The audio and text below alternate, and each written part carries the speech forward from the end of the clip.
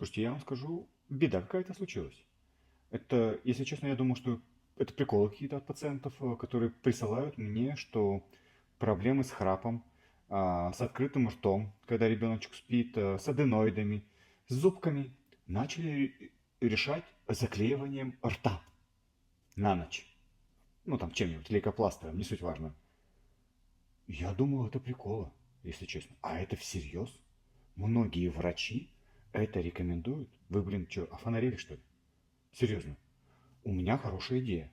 Давайте тогда недержание мочи тоже уретру заклеивать. Понос случился, диарея, анус заклеим. Все ништяк.